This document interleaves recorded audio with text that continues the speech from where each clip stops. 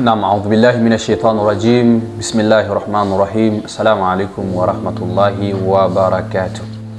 Naam, leo maalimu wenu Sharif nimekuja, nataka kuwafundisha kitu muhimu sana. Ni dua ambayo nataka kufundisha kwa yule ambaye amedhulumiwa. Kuna mtu hataki kulipa deni lako, kuna mtu amekuibia kitu chako, kuna mtu amekudhulumu mali zako, unataka aweze kukurudishia vitu vyako. Soma dua hizi. Cha kwanza, shika udhu, nenda ushike udhu, ule udhu wa kawaida ambao ni udhu wa kutawadha. Kisha baadaye utataja istighfar mara 100. Astaghfirullah, astaghfirullah mara 100. Kisha utasema subhanallahi wa bihamdi, subhanallahi al-azim mara 100. Utatamka jina la Mwenyezi Mungu ambalo linaitwa Latif, ya Latif, ya Latif, ya Latif mara 129. Kisha baadaye utamswalia Nabii Muhammad sallallahu alaihi wasallam. Kama utasema Allahumma salli ala Muhammad wa ala ali Muhammad kama salaita ala Ibrahim wa ala ali Ibrahim, am utasema Allahumma salli ala Muhammad, Allahumma salli ala Muhammad mara 100.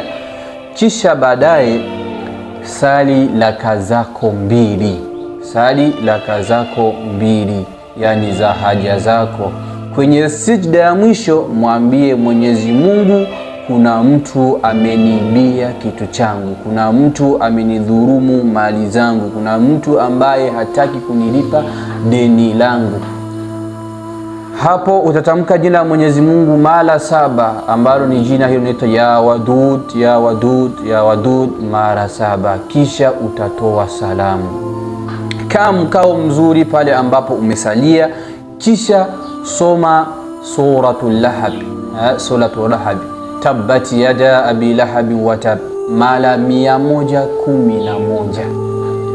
Kila unapofika mara 10 tia nia yako, mwambie Mwenyezi Mungu, mtu amenidhulumu ama kitu changu kimeibiwa. Kwa uwezo wako Mwenyezi Mungu na kwa uwezo ambao umeipa Qur'ani, naomba kitu changu kiweze kurudishwa, ama mtu huyu fulani bin fulani ambaye amechukua mali yangu pasipokuwa kwenye ridhaa yangu, naomba aweze kunirudishia. Kisha hapo mtawakali Mwenyezi Mungu, haka tawakkali, ukweli kabisa kumtawakali Mwenyezi Mungu, na mategemezi makubwa uyaweke kwake Allah subhanahu wa ta'ala. Na kuhakikishia ndugu yangu Muislamu, ndugu yangu ambaye unanisikiliza, ukifanya hili jambo Mwenyezi Mungu atakufanyia taufiki. Kama kuna mtu ameiba kitu chako, atakirudisha. Kama atakirudisha, atakiona cha mtema kuni, atakiona kitu kikubwa sana.